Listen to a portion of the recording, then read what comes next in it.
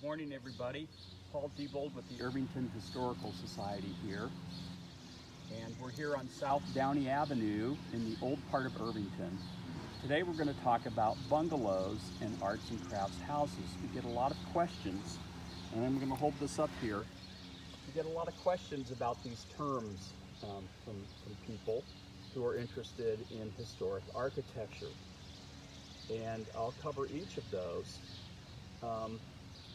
And in a way, I wish maybe that it was raining today, because if I had an umbrella, that would be a good way of thinking of arts and crafts. Arts and crafts kind of contains or shelters all these different terms, and it is kind of the wellspring from which a lot of these terms and architectural ideas came from. Well, let's start with cottage.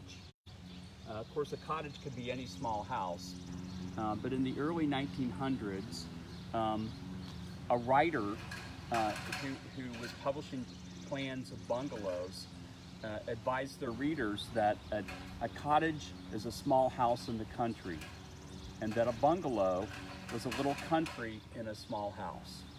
So if you can remember that term, that's one way of thinking about it. But cottage can be really in any style. It's simply a small house. Arts and crafts comes from a movement in the late 19th century.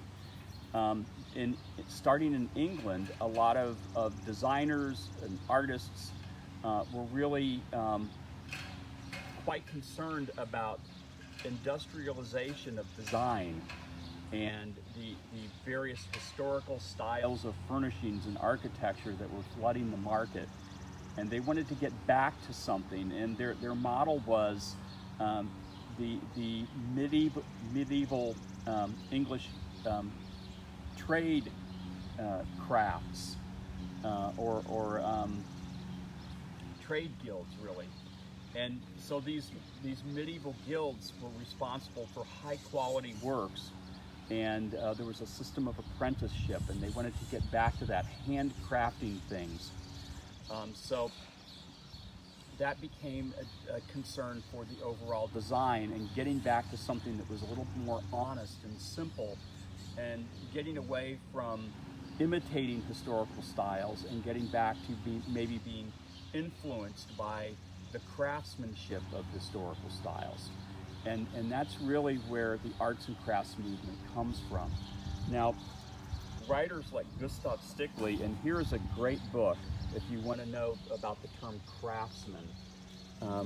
Writers and thinkers and manufacturers like Gustav Stickley were advocating the arts and crafts style here, and he published a magazine called The Craftsman. We talked about this last week, that there is a true craftsman house in Irvington that came from designs published in his magazine. So this is one of the ways in which these ideas were spread.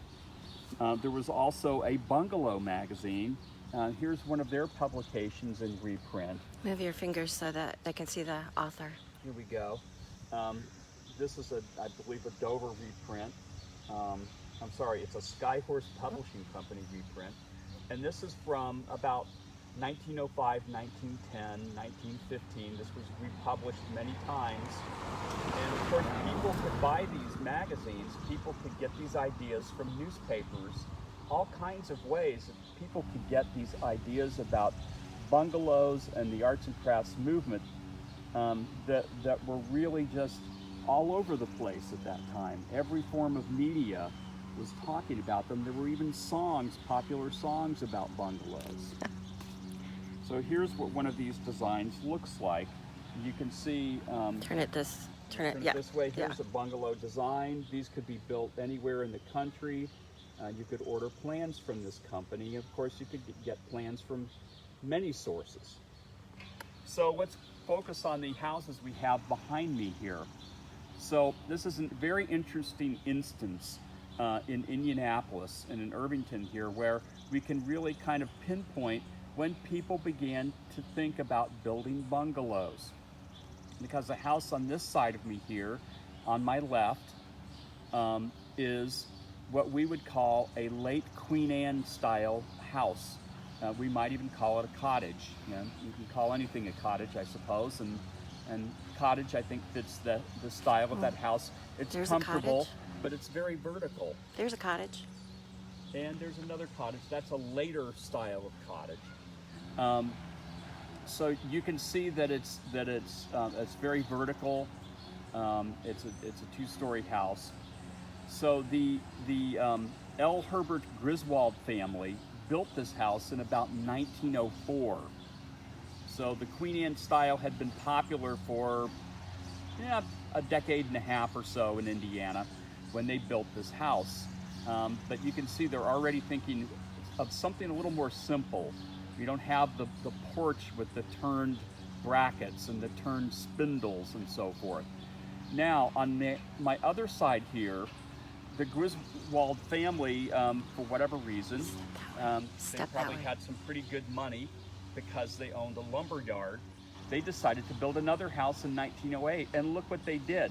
They built a bungalow. So 1904, 1908, that's a pretty narrow time frame when you talk about switches in architectural taste, because let's face it, houses, buildings take time to build. And to people to change their ideas about what a house should look like just took time. So that's really, again, pretty quick. So when they built in 1908, you can see the lines of a bungalow. And what does bungalow mean? Bungalow just means that it has an overhanging roof. There's usually a very prominent porch. And the style of the house sits low to the ground. It's usually not very showy. It's comfortable, in a word. The term bungalow comes from India. In native languages of India, a bungalow was a native house. When the British were colonizing India, they very quickly realized they could not build Victorian houses in the Indian continent. It just, climatic-wise, they simply did not work, and they very quickly realized they needed to adapt to the environment and build these bungalows, as they called them. They kind of mispronounced the term, and then that idea caught on in the United States for vacation cottages. And certainly then by the 1900s, people were building bungalows. In fact, the Indianapolis Star published an article in 1910, and they asked the question, are you bungalowing? And what they meant is, are you getting to be part of this new lifestyle of the bungalow? And they considered it to be a lifestyle, really. You're living in touch with nature. You're probably in one of the newer suburbs like Irvington or Woodruff Place, and you have a cottage where, a bungalow cottage where you can be in touch with nature, where you can have gardens and so forth to enjoy. So it's an interesting turn of events, really. Again, in 1910, that's 2 years after this house was built. The bungalow was commonly known enough for the Star to use it openly in a newspaper article, and everyone knew what they meant by then. So we'll wrap up again. May I interrupt for just a moment? People are asking a question again. Where is it located? We're on South Downey Avenue.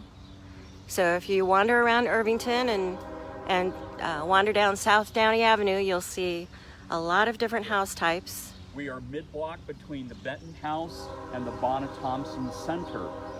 Both interesting. Benton House down that way. If you walk Bonna by those buildings, that Benton way. House and the Bonna Thompson Center, you will see two historical styles that are very much in contrast with the bungalow concept. So right there, as you're walking by, it's a living history lesson. Other questions? I think that's it. That's it? So the one thing I did not cover is prairie on my list. What is prairie? Prairie was Frank Lloyd Wright's very personal vision of the arts and crafts movement. It was much more radical than the bungalow. On any bungalow, you will find very traditional elements that people would have recognized. A traditionally placed fireplace, leaded glass windows, half timbering like the house on my one side has. Things, architectural cues that they would have recognized from other houses. But in the prairie style, stripped all of that away and went very radical, very modern, really. These were the first modern houses, the bungalow and the prairie style. So I think that pretty much wraps up our discussion for today. I thank you for joining us. Next week, who knows where we'll be, someplace in Irvington. I'll also close by making one more appeal here. You can visit our website. We still need your support. We're going to be opening soon. We still have a lot of financial needs. We appreciate your attendance today. We hope you had a great Juneteenth celebration, and we wish you good health. See you next week.